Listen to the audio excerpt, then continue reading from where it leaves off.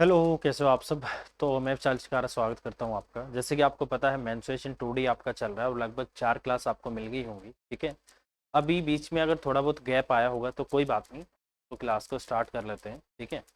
और क्वेश्चंस मैं आपको करा रहा हूँ, आपके एग्जाम का जो लेवल है उस हिसाब से मैं आपको क्वेश्चन करा रहा हूँ। ठीक है। डायरेक्ट मेंस के क्वेश्चन मैं आपको कराना स्टार्ट कर दूं, उस चीज़ का कोई फ़ायदा नहीं है जब तक आपका बेस नहीं बनेगा। ठीक है। तो अगर आपको बेस बनाना है तो हमारे साथ इसी तरीके से आपको चलना पड़ेगा, क्योंकि ये बेसिक क्वेश्चन है आपके और इन्हीं पे आपको पहले फोकस करना है, इन्हीं पे आपको अपनी कमांड बनानी है। जब इनको आप अच्छे से कर पाओगे तो फिर आगे थोड़ा सा अगले लेवल पे हम चलें। ठीक है। तो चलिए, जो लास्ट क्वेश्चन हमने किया होगा पिछली क्लास में, जो भी लास्ट क्वेश्चन था, मुझे जहां तक लगता है उसका आंसर आपका 4 सेंटीमीटर आया होगा। उस क्वेश्चन से आगे हम इसको कंटिन्यू करते हैं। ठीक है, चलिए।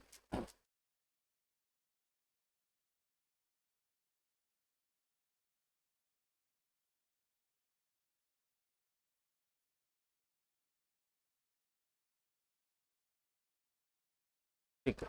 जो हमने कल लास्ट क्वेश्चन किया था, मतलब लास्ट वाली वीडियो में जो क्वेश्चन किया था, वो इससे पीछे वाला क्वेश्चन था और उसका जो आंसर आया था आपका 4 सेंटीमीटर आया था। अब हमें इस क्वेश्चन पे चलना है।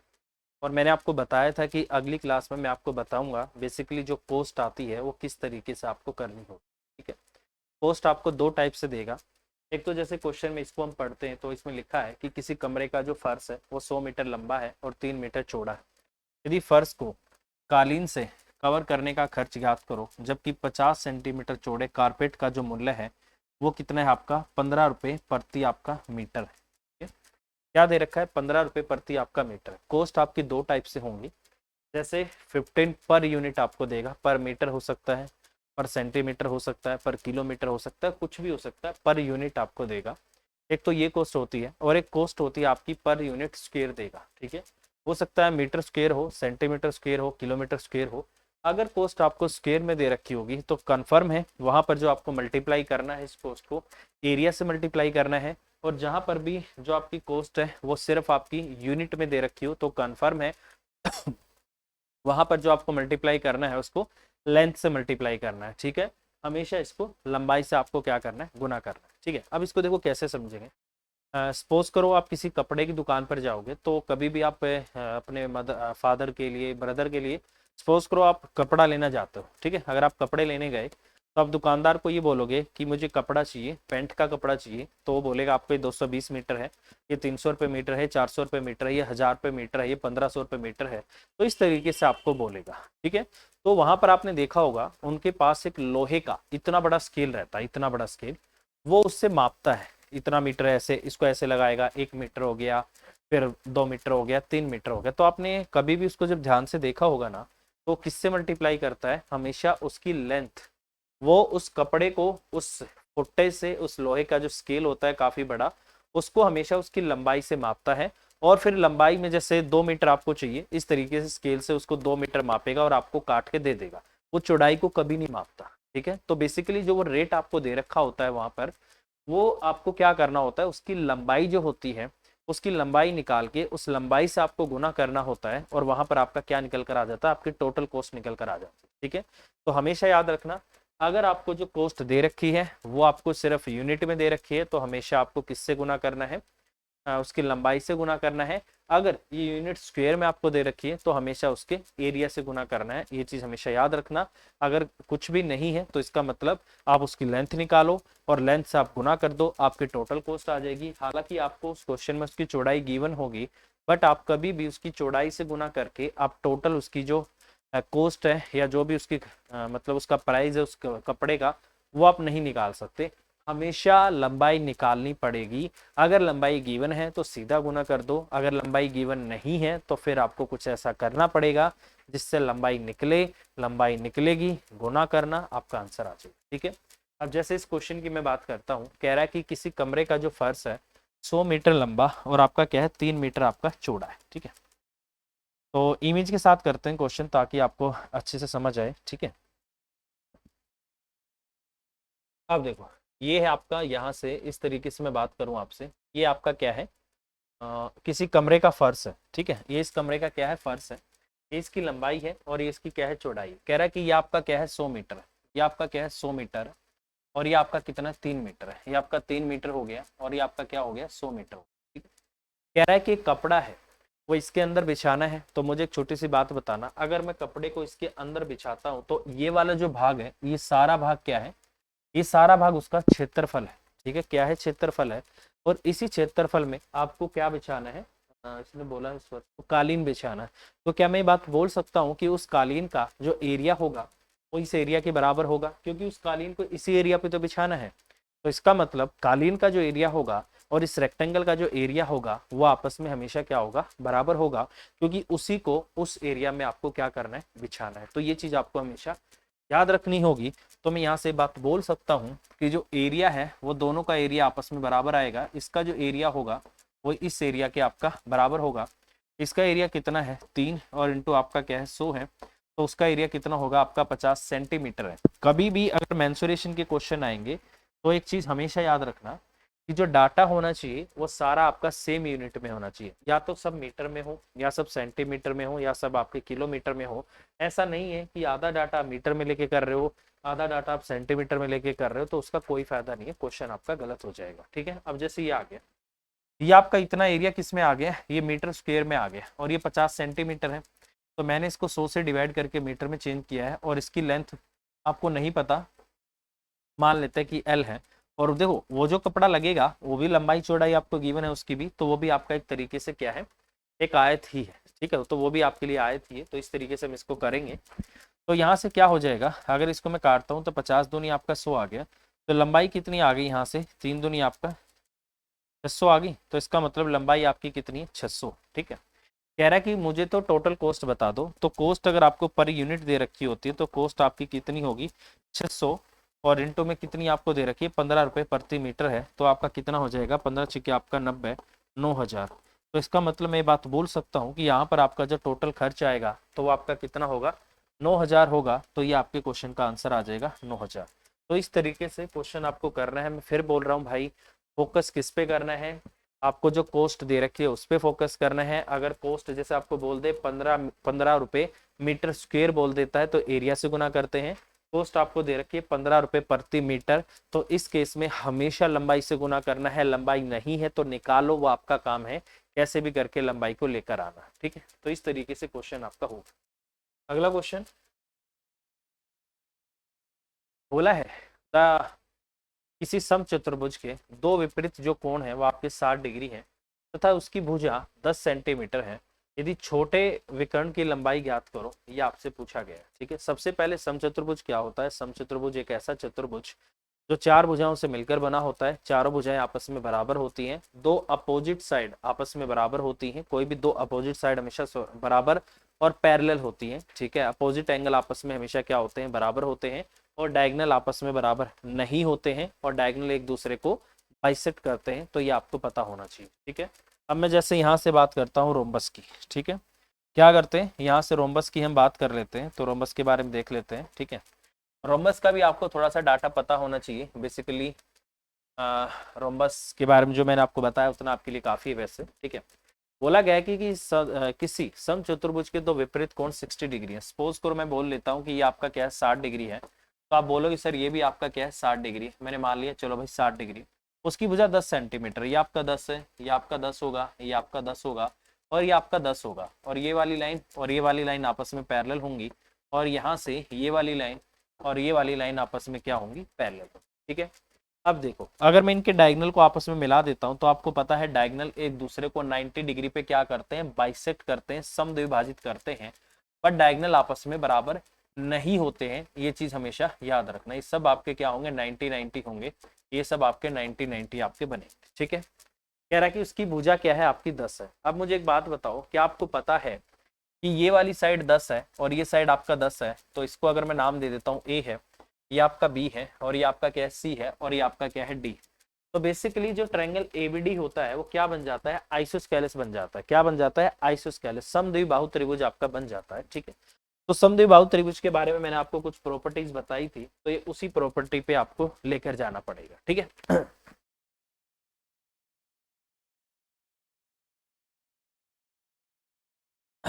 देखिए अब देखो आपको पता है ए बी और डी आइसोस्केलेस ट्रायंगल बन गया समद्विबाहु त्रिभुज। और समद्विबाहु त्रिभुज के अंदर आपको ये भी पता होगा कि जो यहाँ पर आपका जो परपेंडिकुलर होता है वो मीडियन भी होता है, ये साइड और ये साइड बराबर होगी, उसी तरीके से आपका ट्रायंगल एबीसी भी आइसोस्केलेस बन जाता है। उसी तरीके से ये वाली साइड और ये वाली साइड भी आपस में क्या होती है, बराबर होती है। ठीक है, तो ये इसका क्या हो जाता है, मिड पॉइंट हो जाता है। और आपको पता है आइसोस्केलेस ट्रायंगल के अंदर जो मीडियन होती है और जो परपेंडिकुलर होता है वो वर्टेक्स एंगल का बाइसेक्टर भी होता है। तो इसका मतलब ये 30 होगा, तो ये भी आपका 30 हो जाएगा। ये 30 है, ये 90 है, तो ये आपका 60 हो जाएगा। उसी तरीके से 60 हो जाएगा, ये 90 है, तो ये भी आपका 30 हो जाएगा, ये भी आपका 30 हो जाएगा। उसी तरीके से ये आपका 60 होगा और ये आपका 60 हो जाएगा। ठीक है, तो इस सारी ज्योमेट्री की जो प्रॉपर्टीज है ये आपको पता होनी चाहिए कि आइसोस्केलेस ट्रायंगल के जो अपोजिट एंगल होते हैं बराबर होते हैं। और आपको पता होगा ये एंगल आपस में बराबर होते हैं, क्योंकि जब भी दो लाइन आपस में पैरेलल होती है तो ट्रांसवर्सल लाइन जो उनको काटती है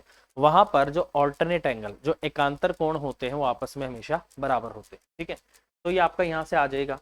बोला है छोटे विकर्ण की लंबाई बताओ। हम मुझे एक बात बताना, क्या आपको पता है कि अगर आपके पास राइट एंगल ट्रायंगल है, अगर आपके पास राइट एंगल ट्रायंगल है तो आपको पता होना चाहिए कि ये अगर आपका ए है, ये आपका बी है और ये आपका क्या है सी, और ये आपका 90 डिग्री। ठीक है, तो आपको पता होगा अगर ये आपका 30 है और ये आपका क्या है 60 है, तो हमेशा याद रखना कि अगर मैं यहाँ से साइन रूल का अगर मैं यूज करता हूँ तो साइन रूल से मैं एक रिजल्ट निकाल सकता हूँ कि अगर 30 के सामने अगर आपका एक्स होगा तो हमेशा याद रखना 60 के सामने आपका √3x होगा और 90 के सामने हमेशा क्या होगा, आपका 2x होगा। तो ये चीज आपको हमेशा याद रखनी है।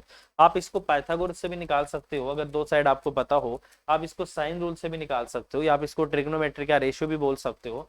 या फिर एक चीज हमेशा याद रखना, 10th क्लास की जो बुक है RD शर्मा, उसमें आपको एक प्रूफ मिलेगा। वो प्रूफ आपको कंस्ट्रक्शन के साथ दिखाया जाएगा उसमें, कि कभी भी अगर किसी राइट एंगल ट्रायंगल के अंदर अगर एक एंगल आपका 90 डिग्री है और एक आपका 30 डिग्री है, तो हमेशा याद रखना कि 30 डिग्री के सामने वाली जो साइड होती है उसका डबल हमेशा क्या होता है, 90 डिग्री के सामने होता है। तो ये चीज आपको RD शर्मा में 10th में मिल जाएगी प्रूफ के साथ। बट हमें उसका इतना यूज नहीं करना, क्योंकि हमारा काम है उसको यूज करना। ठीक है, क्योंकि एग्जाम में कोई नहीं पूछेगा कि आपने इस क्वेश्चन को कैसे किया है, आपको बस पता होना चाहिए कि आप कैसे कर रहे हो। ठीक है, अब जैसे इस क्वेश्चन की अगर मैं बात करूं यहाँ पर, तो आपको पता है 90 के सामने अगर आपका 10 है तो इसका मतलब 30 के सामने आपका आधा होगा, ये 5 हो जाएगा। उसी तरीके से आपका 5 हो जाएगा। अब मैं अगर मैं बात करता हूँ 60 के सामने, तो अगर मैं 60 की बात करता हूँ तो 60 के सामने आपका कितना होगा, 30 के जो सामने है उसका √3 गुना होगा। तो ये आपका 5√3 हो जाएगा और ये आपका 5√3 हो जाएगा। बोला है डायगनल, डायगनल दो बनेंगे, एक तो बन गया आपका AC बन गया आपका 5 और 5 10, 10 रूट आपका 3, और एक बनेगा आपका BD जो कि कितना बन गया आपका 10 बन गया। बोला है छोटा डायगनल, छोटा डायगनल आपका कितना है 10 है, तो इसका मतलब क्वेश्चन का आंसर क्या होगा, आपका 10 होगा। तो इस तरीके से क्वेश्चन को मुझे करना है। अगर ये मुझसे पूछ लेता बड़ा डायगनल कौन सा होगा, तो बड़ा आपका 10√3 हो जाएगा, तो वो भी मैं आपको बता सकता था। ठीक है, तो इस तरीके से अगर आपको किसी भी जो भी फिगर है आपका 2D है 3D है, अगर उसके बारे में आपको ज़्यादा से ज़्यादा डीप लेवल है, में जो डीप लेवल में आपको पता है, तो आप क्वेश्चन आसानी से कर सकते हो। जैसे मैंने आपको कितना सारा डाटा तो यही बता दिया आपका इस डायग्राम के थ्रू ही, बाकी इसमें जो काफ़ी सारी चीज़ें हैं मैं आपको ज्योमेट्री में बताने वाला था। ठीक है, बट कोई नहीं, यहाँ पर मैं आपको साथ के साथ बताता हुआ चलूंगा ताकि ज्योमेट्री में आपका रिविजन हो जाए। ठीक है, तो ये आपका इतना आ गया, तो क्वेश्चन का आंसर आ जाएगा आपका 10। ठीक है, चलिए नेक्स्ट।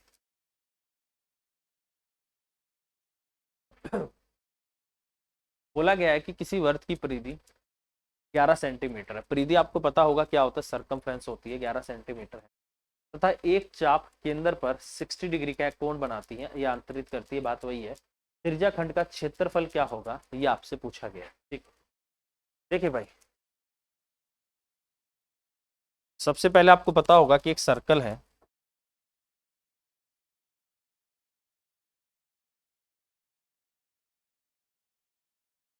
बोला है सेक्टर इसके अंदर। ठीक है, सेक्टर कुछ इस तरीके से बनेगा।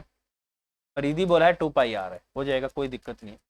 सेंटर पे एंगल आपका क्या है 60 डिग्री है, हो जाएगा। ये आपकी रेडियस होती है, ये आपकी रेडियस होती है। त्रिज्या खंड का क्षेत्रफल आपको पता है, त्रिज्या खंड त्रिज्याओं से मिलकर बना है तो उसको त्रिज्या खंड बोल दिया जाता है। यही आपका क्या होता है, सेक्टर होता है। सेक्टर का एरिया होता है आपका πr² और थीटा, और अपॉन में कितना होता है आपका 360 डिग्री आपका होता है। ठीक है, ये होता है आपका सेक्टर का एरिया। अब क्वेश्चन में मुझे क्या बोला गया है, मुझे 2πr की वैल्यू दे रखी। ठीक है, किसकी वैल्यू गिवन है, 2πr की। तो 2 इंटू में आपका 22 अपॉन आपका 7 और इंटू आपका r होगा, और ये किसके बराबर आ जाएगा आपका 11। 11 दूनी आपका 22 आएगा, तो रेडियस आपकी कितनी आ जाएगी, 7/4 आ जाएगी। तो रेडियस कितनी होगी आपकी, 7/4 होगी। ठीक है, बोला है तिरछा खंड का क्षेत्रफल बताओ, क्या होगा,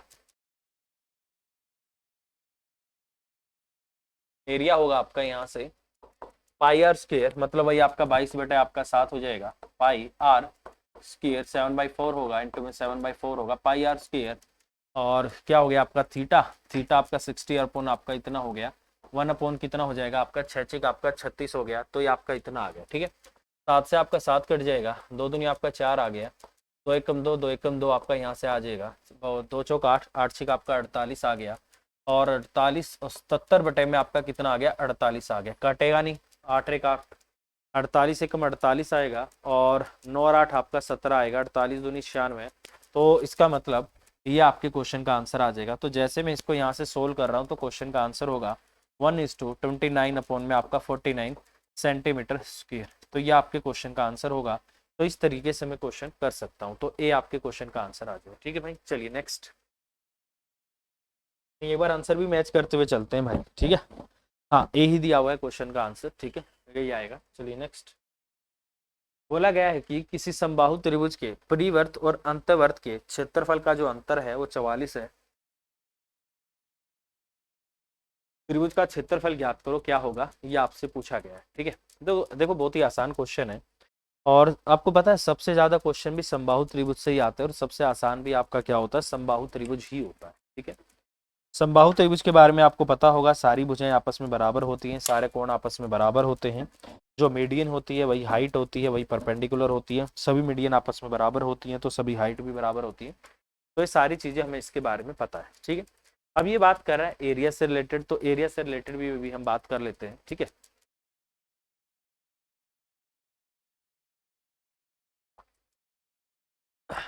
देखिए अगर मैं बात करूं यहाँ से, तो आपको पता होगा कि किसी भी इक्विलेटरल ट्रायंगल की जो सर्कम रेडियस होती है वो क्या होती है, वो मैं आपको बता चुका हूँ, और इन रेडियस जो होती है वो क्या होती है वो भी मैं आपको बता चुका हूँ। ठीक है, अगर मैं यहाँ से बात करता हूँ सर्कम रेडियस की, तो सर्कम रेडियस बराबर होती है आपकी आर, बराबर होती है आपकी इक्विलेटरल ट्रायंगल की साइड मान लो ए है, तो ए अपॉन आपका √3 होती है, और जो आपकी इन रेडियस होती है वो ए अपॉन में आपका 2 रूट आपका क्या होती है, 3 होती है, तो ये आपकी हो जाती है। ठीक है, तो इसने मुझे क्या बोला हुआ है कि उनके परिवर्त और अंतवर्त के क्षेत्रफल का अनुपात इन्होंने मुझे दे रखा है, तो पाई कैपिटल आर का square minus pi small r का स्क्वायर आपका होगा, तो पाई इसमें से क्या करते हैं, कॉमन ले लेते हैं। ठीक है, तो जैसे ही पाई कॉमन लेंगे, अंदर बचेगा आपका आर का स्क्वायर, मतलब वो वाला ए का स्क्वायर, और अपॉन आपका 3 आ जाएगा, माइनस में ए का स्क्वायर और अपॉन आपका 2 दूनी 4 और 3 आपका 12 आ जाएगा, और ये बराबर आपका कितना 44 है। ठीक है, इस पाई को भी मैं यहाँ पे लिख देता हूँ, 22/7 ही लिख देते हैं, कट जाएगा, 22 दूनी आपका कितना होगा 44 हो जाएगा। ठीक है, और यहाँ से आपका 7 दूनी 14 होगा, यहाँ 12 कॉमन आएगा, 4 ए का स्क्वायर और माइनस आपका ए का स्क्वायर होगा, और बराबर आपका 14 आएगा। ठीक है, 3 ए का स्क्वायर आ जाएगा, और बराबर आपका 14 इंटू आपका 12 होगा, यहाँ से 3 से इसको मैं काट देता हूँ, आपका इतना आ गया। तो ए का स्क्वायर अगर मैं यहाँ से करता हूँ, 14 चौके आपका 56 आ गया, और ये आपका कितना आ जाएगा, यहाँ से 14 चौके आपका 56 आ रहा है ना। ठीक है, इसमें भी 7 दूनी आपका 14 होगा, तो ये सीधा सीधा आपका 2 रूट आपका कितना आ जाएगा, 14 आ जाएगा। तो इसका मतलब इक्विलेटरल ट्रायंगल की जो आपकी साइड आएगी वो कितनी आ गई आपकी, 2 रूट आपकी क्या आ गई, 14 आ गई। ठीक है, क्या आ गई, 2 रूट आपकी 14। तो ये मैंने क्या निकाल दिया, ये मैंने इक्विलेटरल ट्रायंगल की साइड निकाली। बस ये मुझे पता होना चाहिए कि किसी भी इक्विलेटरल ट्रायंगल की सर्कम रेडियस क्या होती है, इन रेडियस क्या होती है, ये मुझे पता हो। उसके बाद एरिया की हमने बात की थी, ये आपका एरिया का निकल कर आ गया, डायरेक्ट यहाँ से हमने किया है, ये मेरी इक्विलेटरल ट्रायंगल की साइड आ गई। ठीक है, अब ये कह रहा है ना ना ना मुझे साइड नहीं चाहिए, मुझे तो ये बताओ कि एरिया कितना होगा। तो एरिया कितना होगा, एरिया हो जाएगा आपका किसी भी इक्विलेटरल ट्रायंगल का जो एरिया होता है वो किसके बराबर होता है भाई, √3/4 इंटू साइड का स्क्वायर, √3/4 इंटू साइड का स्क्वायर। साइड कितनी है आपकी, ये 2 रूट आपकी 2, और इंटू 2 कर देते हैं, √14 को अगर मैं करूँगा, √14 इंटू √14 आपका 14 आ जाएगा, इससे आपका ये कटेगा, तो एरिया कितना आ जाएगा यहाँ से आपका 14√3 और आपका सेंटीमीटर स्क्वायर। तो ये आपके क्वेश्चन का आंसर होगा, एरिया होगा आपका 14√3 सेंटीमीटर स्क्वायर, और यही इन्होंने क्वेश्चन का आंसर दिया हुआ है। तो इस तरीके से आपके क्वेश्चन का आंसर आ सकता है। ठीक है, सिंपल है, मेरे हिसाब से आप कर लोगे। चलिए नेक्स्ट, किसी त्रिभुज की भुजाएं 6, 8 और 10 सेंटीमीटर है, उनके अंदर बन सकने वाले बड़े से बड़े वर्ग का क्षेत्रफल ज्ञात करो। बहुत बेहतरीन क्वेश्चन है और पेपर में बहुत आता है ये क्वेश्चन, ठीक, काफी बार आया है और आगे भी आने के इसके चांस हैं, क्योंकि रिपीटेड क्वेश्चन भी है और नया सा क्वेश्चन भी है बच्चों के लिए। काफी बच्चों को समझ में नहीं आता कि हो क्या रहा है, ठीक है। थोड़ा सा इसको ध्यान से समझना। इसको करने के बहुत सारे तरीके होते हैं। इसको ट्रिग्नोमेट्री की हेल्प से भी किया जाता है, कंस्ट्रक्शन करके यहाँ से टेन थीटा निकाल के, कोट थीटा निकाल के, उस तरीके से किया जाता है। बेसिकली ट्रिग्नोमेट्री भी इसमें आपको लगेगी, ठीक है। और एक जो मैं आपको तरीका बताऊंगा, मेरे हिसाब से ये थोड़ा आसान पड़ेगा। ट्रिग्नोमेट्री लगा सकते हो, सिमिलैरिटी लगा सकते हो, समरूप करके भी आप क्वेश्चन कर सकते हो। नहीं तो जो मैं आपको बताता हूँ ये बेस्ट है, आप इसी से करना। तरीके और भी हैं, ऐसा नहीं है कि कभी आप सोचो सर ने तो ये तरीका बताया तो यही तरीका है। इस क्वेश्चन को करने के 3-4 तरीके हैं। मैं आपको सबसे छोटे वाला बता देता हूँ। और नहीं तो भाई साहब पेपर में हमेशा याद रखना, पेपर में देखो कैसे करना है।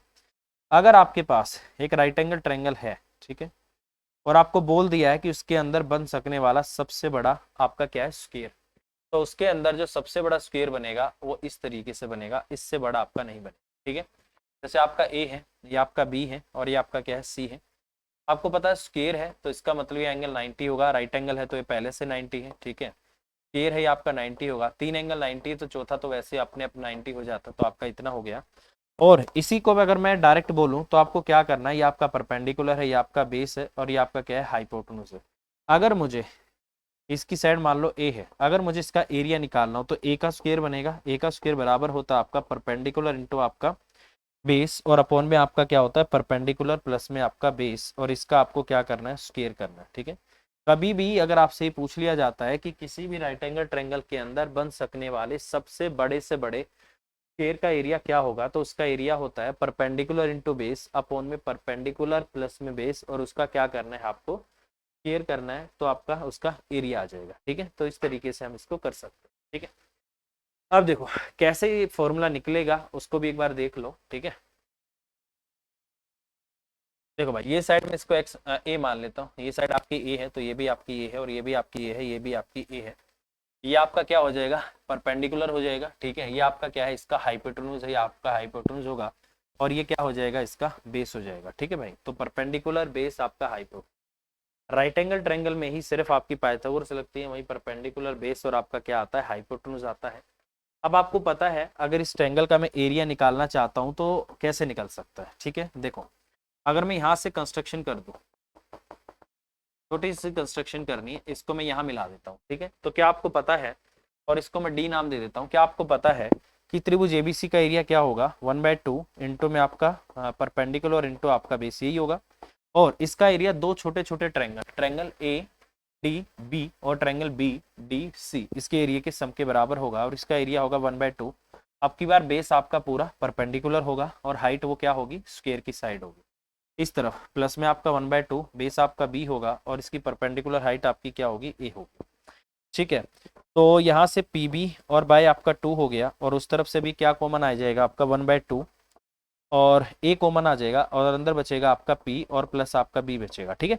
इससे आपका तो अच्छा ए तो नहीं कटेगा, ए तो हमें रखना ही पड़ेगा ना, ठीक है। तो आपका इतना आ गया। अब देखो 2 से आपका 2 कट गया, ए की वैल्यू ही मुझे निकालनी है, तो अगर मुझे ए की वैल्यू निकालनी पड़े तो ए किसके बराबर होगा, ए आपका बराबर होगा पी बी और अपॉन में आपका पी और प्लस आपका क्या होगा, बी होगा।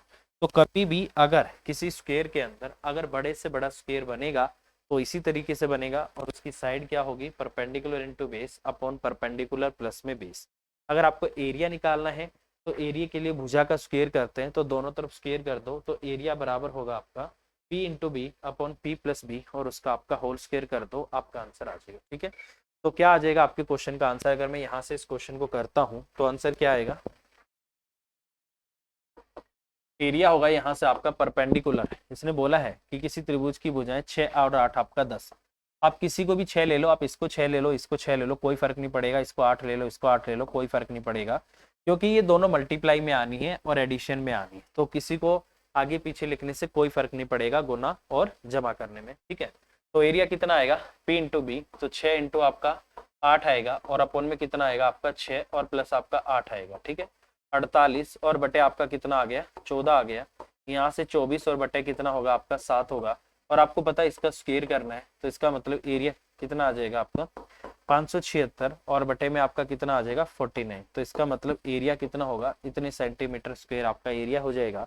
तो पेपर में अगर आप बैठते हो तो आप डायरेक्ट याद भी रख सकते हो कि जो इस तरीके से किसी राइट एंगल ट्रायंगल के अंदर सबसे बड़ा जो स्क्वायर बनेगा उसका जो एरिया होता है perpendicular into base upon perpendicular plus में बेस, और उसका क्या होता है होल स्क्वायर होता है। तो ये चीज आपको पता होनी चाहिए।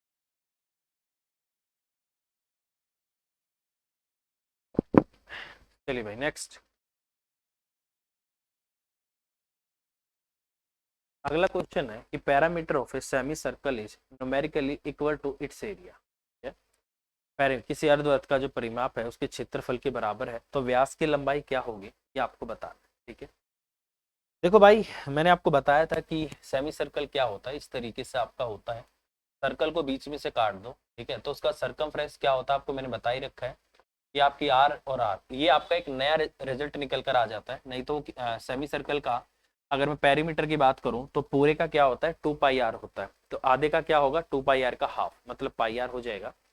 तो ये कितना होता है आपका पाई आर और प्लस क्या होता है आपका 2 आर होता है। ठीक है, आर कॉमन आ गया, अंदर बचेगा आपका 22 बटे आपका 7 और प्लस आपका 2।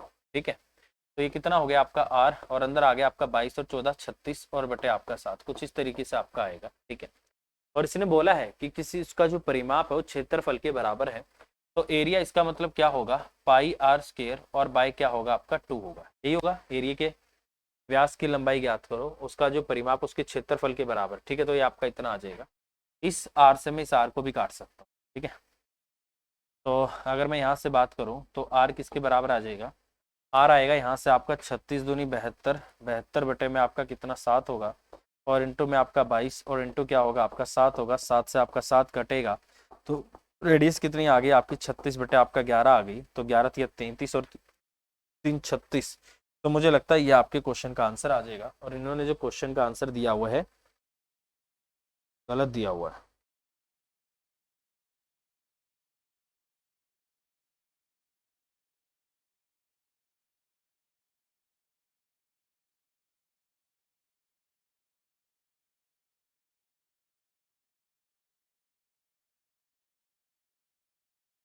एक सेकंड को, इन्होंने आंसर कुछ और दे रखा है मैच करते हुए। 76 का जो आंसर है आपका कहीं मिस्टेक है, इसका मतलब कहीं पर कुछ कैलकुलेशन मिस्टेक है।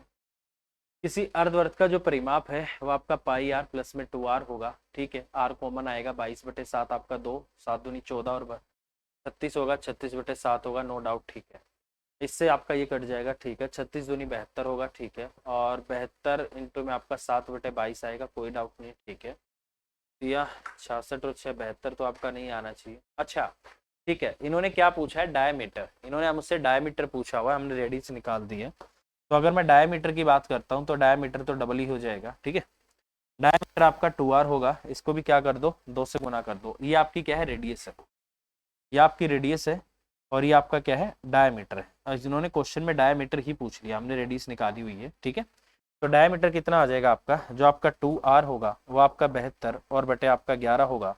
तो 2 आर किसके बराबर होगा आपका 3 सही 3 बटे आपका सॉरी 6 सही और 6 बटे आपका 11, ये आपके क्वेश्चन का आंसर होगा। तो इस तरीके से मैं इस क्वेश्चन को कर सकता हूँ। ठीक है, बिल्कुल सही है, कोई दिक्कत नहीं कहीं पे भी, सिर्फ डायमीटर का और रेडियस का ही था।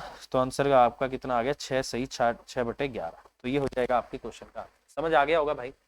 बस ये याद रखना, ये जो लेंथ होती है ये होती है 2 पाई आर/2 और इसमें ये और नया बन जाता है, तो इसका मतलब ये आपका इसके बराबर हो जाता है। इसने क्वेश्चन में बोला हुआ है ये दोनों आपस में बराबर है, तो इसको इक्वेट करके हमारा आंसर आसानी से आ सकता है। ठीक है भाई, तो क्वेश्चन का आंसर क्या होगा आपका सी होगा, समझ आ रहा होगा। ठीक है, चलिए नेक्स्ट। बोला गया है कि किसी समकोण त्रिभुज का एक कोण दूसरे कोण का दुगना है, यदि कर्ण की लंबाई 10 सेंटीमीटर तो क्षेत्रफल ज्ञात कीजिए। बहुत सिंपल क्वेश्चन है। अभी थोड़ी देर पहले ही मैंने आपको बोला था राइट एंगल ट्रायंगल बहुत अच्छा होता है, और राइट एंगल ट्रायंगल के बारे में मैंने आपको ये भी बताया है कि अगर एक अगर इसमें पाइथागोरस फॉलो होती है तो ये बहुत काम की चीज़ होती है। इससे आपके बहुत सारे ट्रिपलेट बनते हैं ट्रिग्नोमेट्री के, और उनका यूज़ करके क्वेश्चन को आसानी से किया जा सकता है। इसके अलावा राइट एंगल ट्रायंगल के अंदर जो एक रिजल्ट मैंने आपको बताया है, हमेशा याद रखना, अगर जो ट्रायंगल है उसमें एक एंगल 90 और एक 30 है, तो 30 के सामने जो लेंथ होती है उसका डबल हमेशा 90 डिग्री के सामने होगी, ये 100% कन्फर्म है। और ये आपका 10th क्लास की जो बुक है आर डी शर्मा कंस्ट्रक्शन वाले टॉपिक में या ज्योमेट्री में आप जाके देखोगे तो कंस्ट्रक्ट करके उसको क्वेश्चन को किया गया है। ठीक है, वैसे इतना मत करो, आप डायरेक्ट इसको अप्लाई करो, आपको बात बनेगी। अब जैसे इस क्वेश्चन की मैं बात करता हूँ,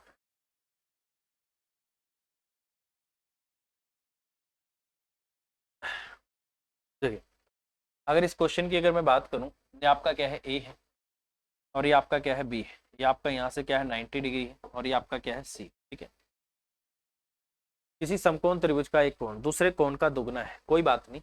इसका मतलब क्या है, आपको पता है कि एक एंगल अगर आपका 90 हो गया है तो बाकी दो का सम भी 90 होगा, ये कन्फर्म है। क्योंकि किसी भी ट्रायंगल के तीनों एंगल का जो सम होता है 180 डिग्री होता है, उसमें से एक 90 आ गया तो बाकी दो तो सम उनका 90 आना ही आना, ही कन्फर्म है। तो इसने बोला है कि एक दूसरे से डबल है, मान लो कि ये आपका अल्फा है तो इसका मतलब ये 2 अल्फा है, तो इसका मतलब 3 अल्फा की टोटल वैल्यू आपकी 90 है, तो इसका मतलब अल्फा कितना आपका 30। ठीक है, इसका मतलब अल्फा कितना है आपका 30 है, तो इसका मतलब ये आपका क्या है 30 है, तो इसका मतलब ये क्या है आपका 60, ये आपका कन्फर्म हो गया। कह रहा है कि क्षेत्रफल ज्ञात करो। क्षेत्रफल कैसे निकलेगा, अब थोड़ी देर पहले मैंने आपको क्या बताया था, फिर याद रख लो। 30 हो, 60 हो और आपका 90 हो, तो हमेशा याद रखना अगर 30 के सामने आपका x होगा तो 60 के सामने हमेशा उसका √3 गुना होगा, √3x होगा, और 90 के सामने हमेशा उसका डबल होगा। अगर मैं ये याद रख लूं कि 30 और 90 का जो है लेंथ का रेशो 2:1 का है, तो पाइथागोरस लगा के मैं ये भी निकाल सकता हूँ, ये पाइथागोरस से आएगी बीच वाली वैल्यू। ठीक है, तो इतना हो गया।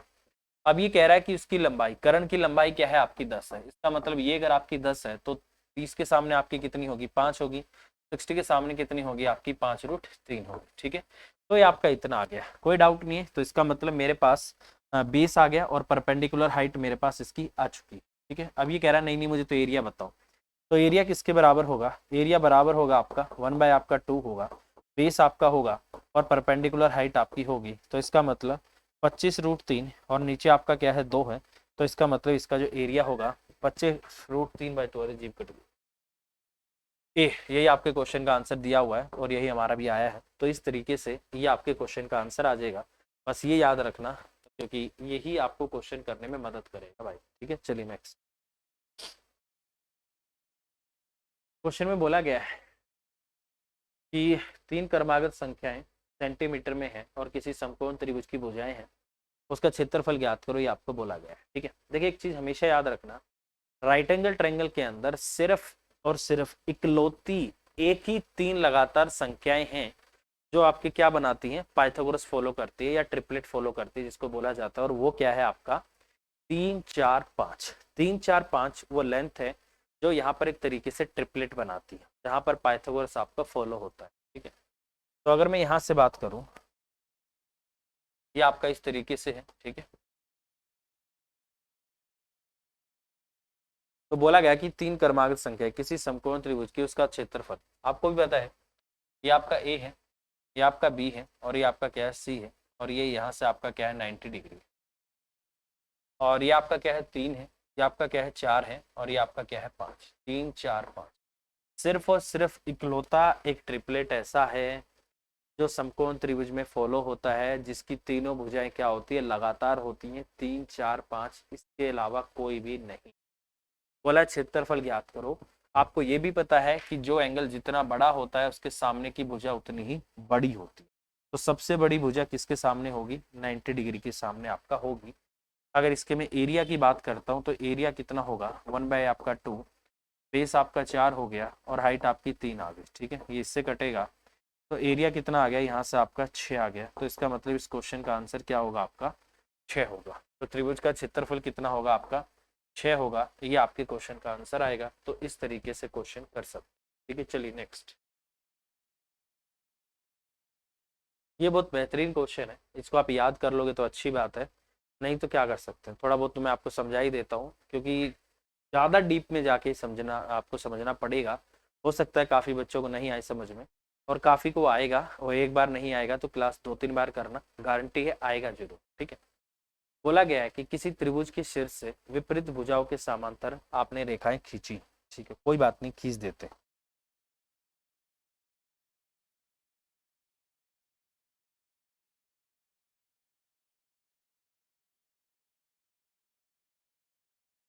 इस तरीके से है।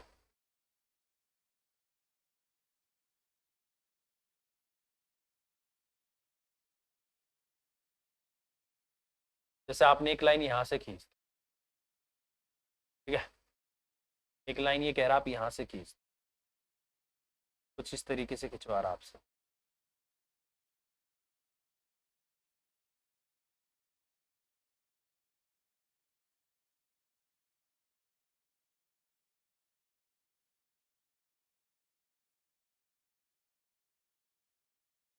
हो जाता तो ठीक है भाई, नहीं तो हाथ से बना लेंगे, कोई इतनी बड़ी।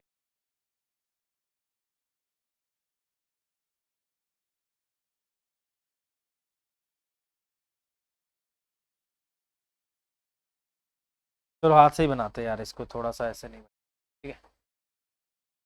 तो इस तरीके से आपको पैरेलल खींचनी है भाई, ठीक है। जैसे कि ये लाइन यहाँ से तरीके से और इस तरीके से ऐसे, ठीक है। ट्रायंगल कौन सा है आपका, ए बी सी, आपका ए है और ये आपका बी है और ये आपका क्या है, सी, ठीक है। और ये क्या है आपका डी, ठीक है। ये आपका इतना है। इसने बोला है कि सारी की सारी आपस में क्या है, पैरेलल है। जैसे अगर मैं बोलूँ यहाँ से, मैं नाम लिख देता हूँ ताकि आपको दिक्कत ना आए, ठीक है। डी हो गया, इसको मैं ई नाम दे देता हूँ और इसको मैं एफ नाम दे देता हूँ, ठीक है। जैसे अगर मैं यहाँ से बात करता हूँ तो जो आपका ई एफ है ये आपका पैरेलल टू क्या है, आपका बी सी है, ठीक है। उसी तरीके से आपका जो डी ई है ये आपका पैरेलल टू क्या है, आपका डी एफ है। उसी तरीके से अगर मैं बात करता हूँ यहाँ से एफ डी, एक सेकेंड, एक सेकेंड, वो पैरेलल उसके हैं। अच्छा, ये जो पैरेलल है बेसिकली आपका ई ए डी, ई एफ नहीं था, ई डी। ये जो आपने पैरेलल खींची है ये लाइन, ये किसके पैरेलल खींची है आपने, ए बी के। ये ए बी के पैरेलल है, किसके पैरेलल है, ए बी के। उसी तरीके से और ये जो लाइन आपने खींची है पैरेलल, ये इसके पैरेलल हो जाएगी। ये वाली जो आपकी पैरेलल है यहाँ पर बी या बी एफ ले लो या पूरी ले लो, इसको पूरा ही ले लो, ठीक है। ये जो आपका डी एफ है, ये जो आपका पैरेलल है, ये वाला आपका जो डी एफ है, ये आपने जो पैरेलल खींचा है ये पैरेलल है आपका, ठीक। ये इसके पैरेलल, ये इसके पैरेलल, ये बेसिकली पैरेलल आपका क्या है, ए सी। तो ये आपका इसके पैरेलल, ठीक है। देखिए पैरेलल होना बहुत बड़ी जरूरत है यहाँ पर, क्योंकि पैरेलल हो के कुछ प्रॉपर्टीज होती हैं जो कि आपकी चतुर्भुज में लगती हैं। उन चतुर्भुज की प्रॉपर्टीज का यूज करके यहाँ पर हमें इस क्वेश्चन को करना होगा, ठीक है। अब देखो कैसे करें।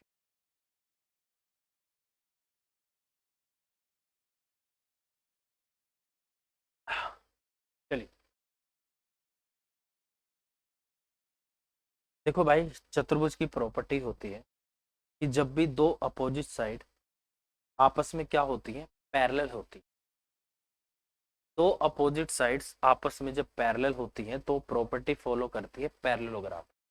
और पैरेललोग्राम क्या बोलता है, जब भी अपोजिट साइड, दो अपोजिट साइड आपस में बराबर हो और पैरेलल, या कोई दो अपोजिट साइड आपस में पैरेलल हो, तो वो किसकी प्रॉपर्टी होती है, समांतर चतुर्भुज की, पैरेललोग्राम की।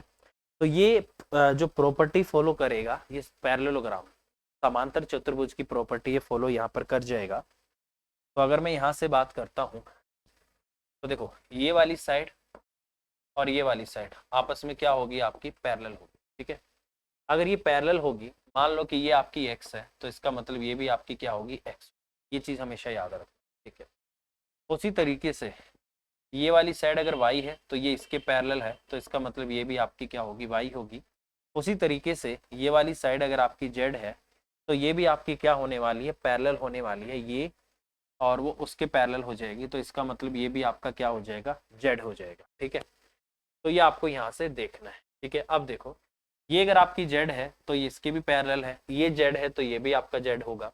उसी तरीके से अगर मैं बात करता हूँ यहाँ से, ये अगर आपका एक्स है, ठीक है, और ये आपका एक्स है, ये इसके पैरेलल है, तो यहाँ से अगर मैं बात करूँ ये पूरी लाइन आपकी क्या है, पैरेलल खींची गई है।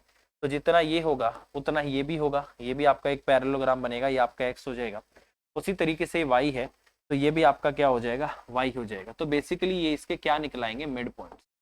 ये जो आएंगे ये इसके मिड पॉइंट्स बन जाएंगे। अगर ये इसके मिड पॉइंट है तो इसका मतलब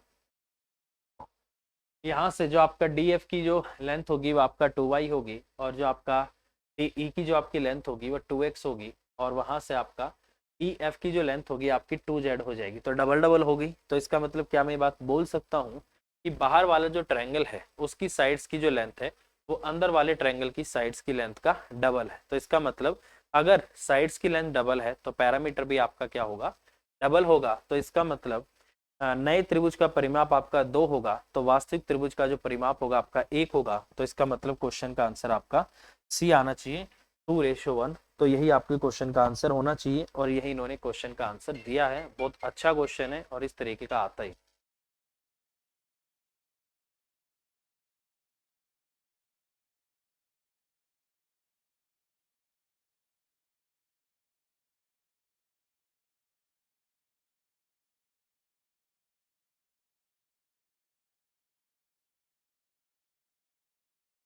तो ये बहुत अच्छा क्वेश्चन है। मैं फिर बता देता हूँ भाई मैंने किस किस को पैरेलल किया, मैं आपको बता देता हूँ, ठीक है।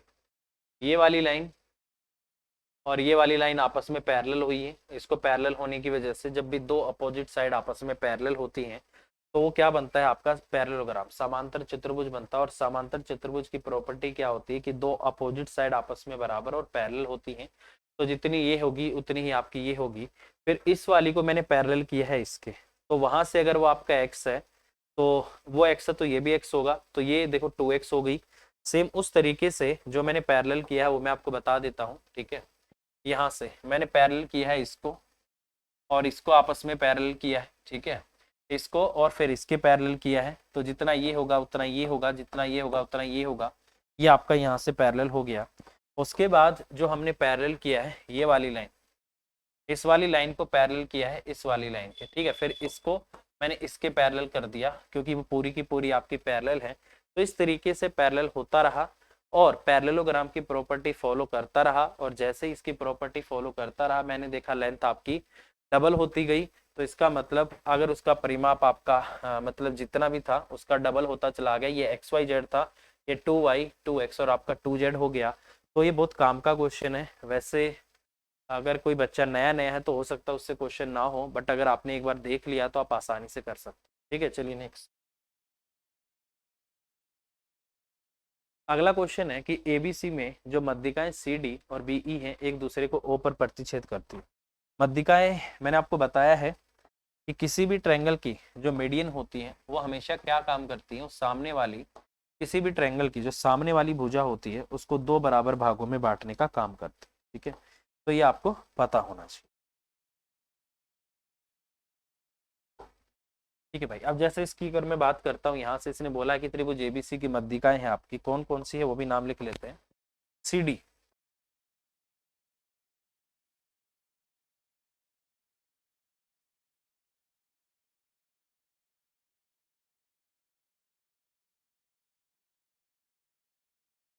ठीक है, सी डी और बी। ये आपका ए हो जाएगा, ये आपका बी हो जाएगा, ये आपका सी हो जाएगा, ठीक है। और नाम दिया है सी डी, ये आपका डी हो गया, और आपका सी डी और आपका बी, ये आपका इतना हो गया। ये मिड पॉइंट है, ठीक है। इसने साफ साफ बोला हुआ मीडियन है। तो जितने ये होगा उतना ये होगा, जितना आपका ये होगा उतना ही आपका ये होगा। मीडियन है आपका, ठीक है। बोला है ट्रायंगल ओ डी ई, तो ये आपका ऊपर प्रतिच्छेद करती है, ये आपका ये हो गया। बोला है ओ डी ई का और ओबीसी के एरिया का रेशियो क्या होगा ये आपको बताना है।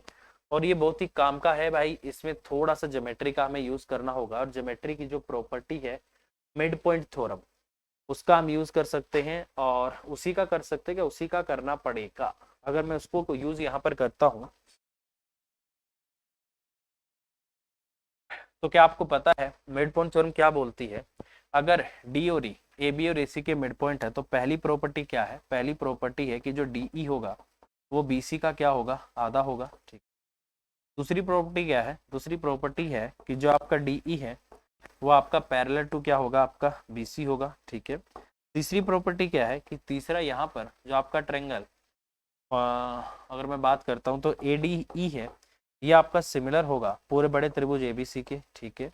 इसके अलावा चौथा पॉइंट जो ट्रायंगल आपका यहाँ से ओ डी ई होगा ये भी आपका सिमिलर होगा ट्रायंगल बी ओ सी के। ये दोनों ट्रायंगल आपस में क्या होंगे, सिमिलर होंगे। कैसे होंगे वो मैं आपको बता देता हूँ, ठीक है। बहुत सिंपल क्वेश्चन है और आसानी से आपके हो जाएंगे। आपको पता है ये वाली साइड और ये वाली साइड आपस में क्या है, पैरेलल होंगी। अगर पैरेलल होंगी तो आपको पता है कि जब भी दो लाइन आपस में पैरेलल होती है तो ऑल्टरनेट एंगल जो बनाती है वो बराबर होते हैं, ठीक है।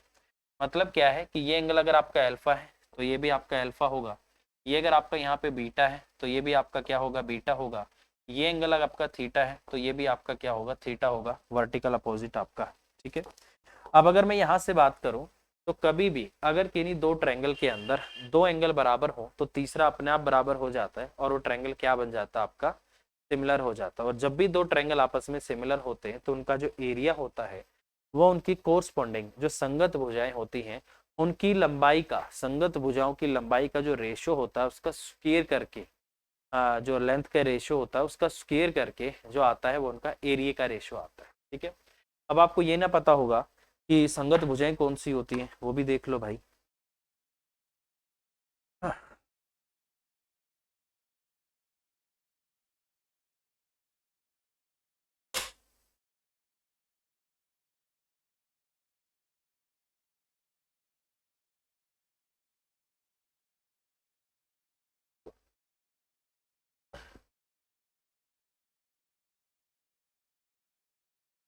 देखिए बेसिकली संगत भुजाएं क्या होती है, किन्हीं भी दो ट्रायंगल के दो एंगल जो आपस में बराबर होते हैं उनकी अपोजिट जो साइड होती है वो हमेशा क्या होती है, संगत भुजा। जैसे इसमें संगत भुजा कौन सी होगी अगर मैं बात करूं कि आपको बताऊं, जैसे इसमें अल्फा है, अल्फा के सामने इसमें ये और इसमें अल्फा के सामने आपका ये, तो इसका मतलब संगत भुजाएं कौन सी हो गई आपकी, जैसे ओ बी और क्या हो गया अपोन में आपका ओट, ये संगत भुजाएं हो गई। इनकी लेंथ का जो रेशियो रहेगा उसका स्क्वायर करने से जो वैल्यू आएगी वो इनके एरिया का रेशियो होगा। ये चीज याद रखें, ठीक है। तो कभी भी अगर दो ट्रायंगल सिमिलर होंगे तो इस तरीके से मुझे जाना होगा, ठीक है। अब अगर मैं यहाँ से बात करता हूँ, ये हो गया आपका। तो देखो भाई अब मैंने क्या बोला था, मैंने क्या बोला था, थ्योरम ही बोलती है भाई, थ्योरम ये बोलती है कि मान लो इसकी लेंथ अगर आपकी 2 है तो इसकी लेंथ आपकी 1 होगी, ठीक है। इसकी 4 है उसकी 2 होगी, मतलब आधी होगी। रेशो आ गया, तो इसका मतलब अगर मुझे यहाँ से ट्रायंगल ओ डी ई और ट्रायंगल ओबीसी ले लो आप, ओबीसी के एरिया का रेशियो निकालना है तो इसकी भुजा 1 है, उसकी भुजा आपकी क्या है 2, ठीक है। इनका क्या कर दो, स्क्वायर कर दो, तो एरिया का रेशियो कितना आएगा आपका 1/4, ठीक है। तो इसका मतलब ट्रायंगल ओडीई और ओबीसी के जो क्षेत्रफल का अनुपात होगा वो आपका 1/4 होगा। तो ये आपके क्वेश्चन का आंसर आ जाएगा। तो इस तरीके से इसको आपको करना है और यही आपको क्वेश्चन का आंसर दिया है। बहुत सिंपल क्वेश्चन है, मेरे हिसाब से आप इसको आसानी से कर सकते, ठीक है। चलिए नेक्स्ट अगला क्वेश्चन है कि किसी 176 मीटर परिधि वाले वर्ताकार पार्क के चारों ओर 7 मीटर चौड़ा रास्ता, 7 metre wide road run outside, outside है ये जरूर देख लेना, अंदर की तरफ है बाहर की तरफ है। A 7 metre wide road run outside around a circular park whose circumference is 176 metre, the area of the road is, ये आपको बता। देखिए ये बेसिकली क्या होता है, आपका एरिया ऑफ रिंग होता है। ये मैंने आपको पहले भी बताया था शायद ये क्वेश्चन, एरिया ऑफ रिंग।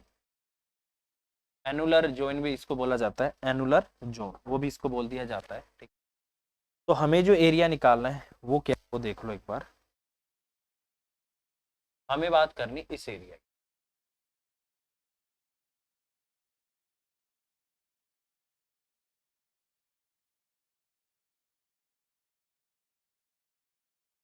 इस एरिया की मुझे बात करनी। तो अगर ये एरिया में निकालना चाहता हूँ तो कैसे निकलेगा, अगर मैं बाहर वाले सर्कल के एरिया में से इस अंदर वाले सर्कल का एरिया माइनस कर देता हूँ तो मेरा ये एनुलर जोन या फिर एरिया ऑफ रिंग या फिर छायांकित भाग का क्षेत्रफल जो भी बोला जाता है उसका एरिया आ जाएगा, ठीक है।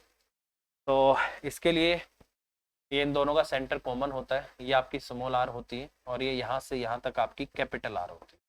तो अगर मैं इस स्मॉल आर में से, कैपिटल आर में से स्मॉल आर को हटा दूं तो ये जो आपकी चौड़ाई होती है ये आर माइनस आपकी क्या होती है, आर होती है। ये भी आपको हमेशा पता होना चाहिए।